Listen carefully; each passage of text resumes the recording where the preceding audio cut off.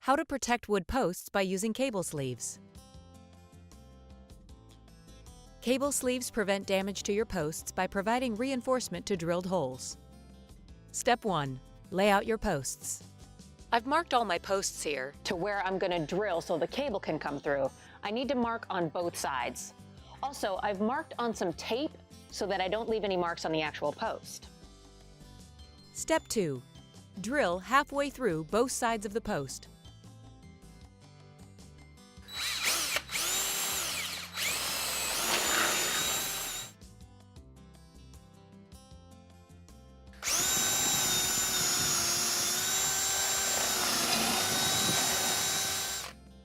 We're almost ready to run our cable, but before we do, we want to insert some cable sleeves.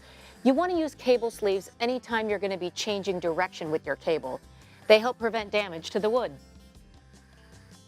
The cable sleeve helps to maintain the integrity of the post, eliminating damage which can be caused by cable digging into the wood.